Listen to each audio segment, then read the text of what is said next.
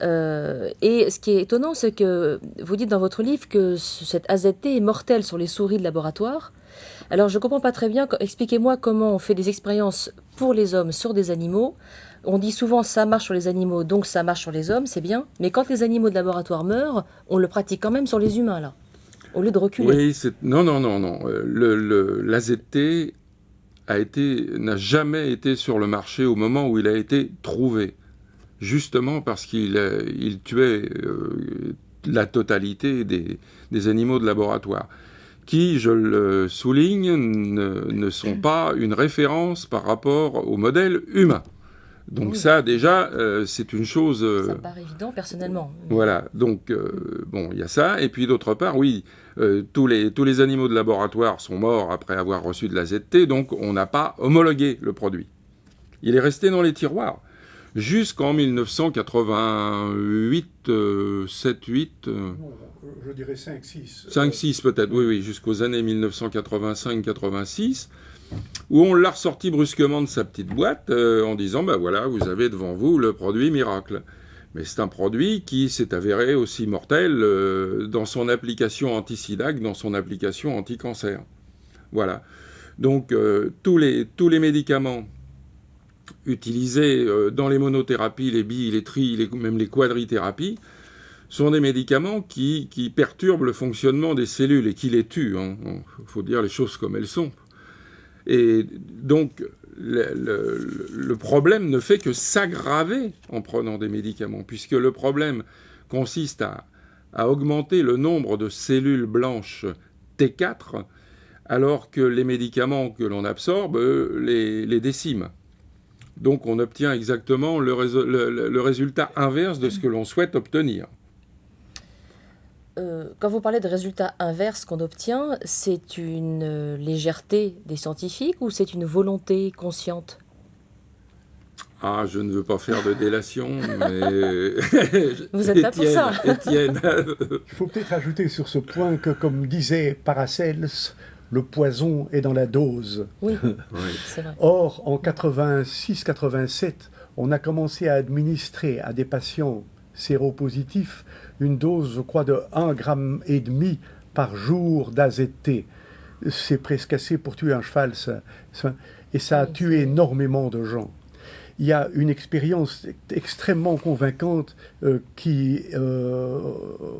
comment dirais-je, qui reflète ce que je viens de dire et qui a été faite en Angleterre, où comment dirais-je, une surveillance sur la mortalité des hémophiles séropositifs a été faite pendant 10 ans dans tout le Royaume-Uni. Et l'on voyait très clairement que pendant de nombreuses années, le taux de mortalité des hémophiles séropositifs était extrêmement stable. Ça tournait, si je me souviens bien, autour de 8 ou 9 sur 1000 patients par an. Et puis tout d'un coup, en 87, ce taux a été multiplié par je crois, presque 10 ou 100 fois, à partir de 87. Oui. Qu'est-ce qui s'est passé? Là, en 87, on a commencé à leur donner de l'AZT. Donc c'est la preuve la plus éclatante et la plus dramatique du caractère tout à fait génocidaire de l'administration de haute dose d'AZT qui ont tué énormément de gens pendant les quelques années qui ont suivi à partir de 87. On a rapidement compris que l'AZT était trop toxique et dans les versions de thérapie multiple, de trithérapie comme on dit, la dose d'AZT a été très sensiblement diminuée, si bien que les effets étaient moins catastrophiques. Mais il y a eu quelques années, là, à partir de 87, où la plus grande mortalité était due à des déficiences hépatiques dramatiques et létales dues à l'AZT. Or, le prétendu virus qu'on n'a jamais vu n'a aucune toxicité sur la cellule hépatique, alors que l'AZT est terriblement toxique sur la cellule hépatique. C'était donc une toxicité médicamenteuse. Ce qu'il y avait de plus, comment dirais-je, dramatique encore dans cette mésaventure, c'est que les symptômes dus à l'intoxication par l'AZT en fait, ressemblent au sida lui-même. Ils induisent une plus grande dépression immunitaire, ce qui permet alors de dire à la famille, écoutez, on a fait ce qu'on a pu, mais il est quand même mort de sa dépression immunitaire. Ce qui est tout à fait vicieux comme raisonnement, parce que la dépression immunitaire était très gravement et dramatiquement aggravée par de hautes doses d'AZT. Alors, je ne peux pas m'empêcher de faire une association d'idées à ce que vous venez de dire. Il y en a deux. La première, c'est une raison consciente donc de cette persistance à donner des traitements qui tuent et qui empirent la maladie. Est-ce que c'est d'abord une raison commerciale pour faire tourner le lobby pharmaceutique? C'est ça que vous voulez dire? Je crois qu'il... Ça brasse un argent fou, toutes ces technologies. Nier que la pression du grand lobby pharmaceutique fut énorme dans tout ce drame. Le profit que l'on a retiré, que les grandes firmes pharmaceutiques ont retiré de la vente de médicaments tels que l'AZT, je n'ai pas de chiffres en tête, mais ce sont des chiffres extrêmement embarrassants qui font vraiment honte à l'intégrité des gens qui ont proposé tout cela.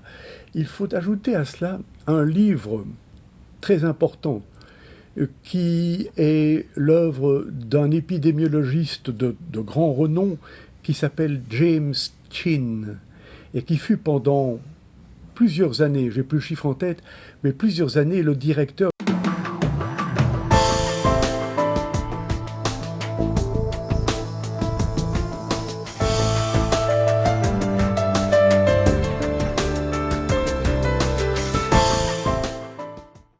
Mesdames, Messieurs, bonjour.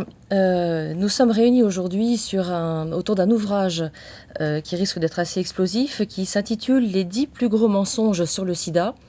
Et leurs co-auteurs ici présents vont nous en parler, puisqu'ils défendent une thèse qui a de quoi renverser les idées reçues sur le sida. Il s'agit de l'ouvrage suivant « Les 10 plus gros mensonges sur le sida », paru donc aux éditions d'Angle en 2005.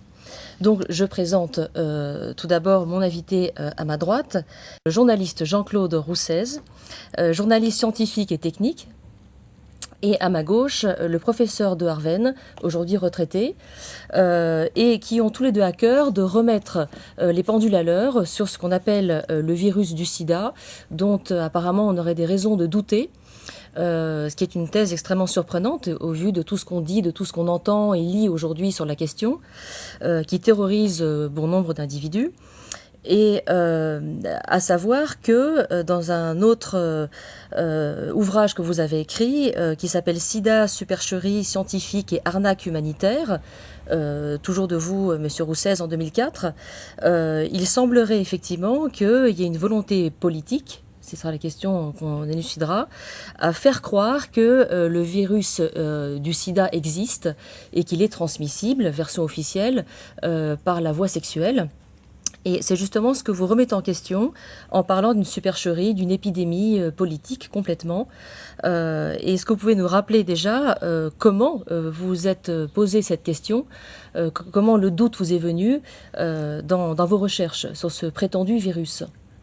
Eh bien, le problème, c'est que j'ai été confronté à des opinions justement différentes de celles qui étaient émises par le monde scientifique.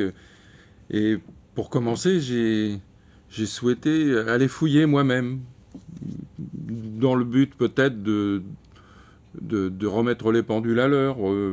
Et puis je me suis aperçu au fur et à mesure que ces gens-là n'étaient pas très loin d'avoir raison, jusqu'au moment où je me suis aperçu qu'ils avaient vraiment raison.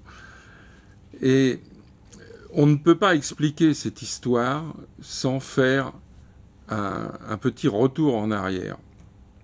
Ce retour en arrière s'effectue jusqu'en 1972, date à laquelle le président des États-Unis, Richard Nixon, déclare la guerre contre le cancer.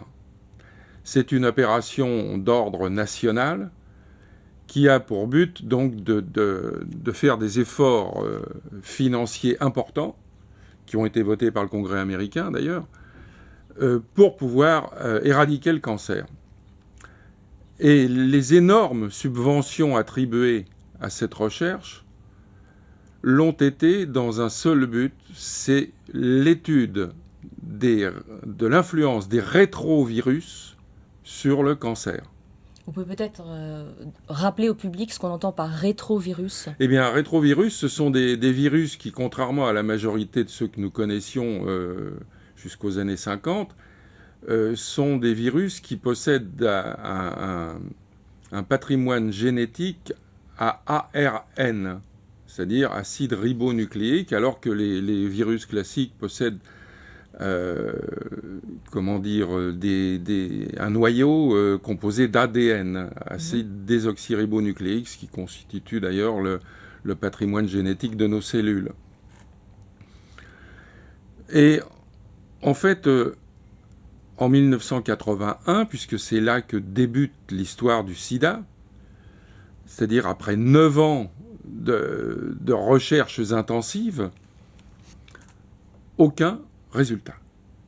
Toujours aucun résultat. Et ça commençait à bien faire au niveau du public, d'abord, au niveau du Congrès américain, qui se disait « mais à quoi ça sert qu'on ait dépensé autant d'argent pour faire des études qui n'ont servi strictement à rien ?» Et là, miracle, arrive le sida. Si on peut dire miracle. Oui, si l'on peut dire miracle. Oui. En fait, il s'agit de quelques cas qui ont été détectés par de ça et là dans le pays, enfin surtout dans les grandes métropoles,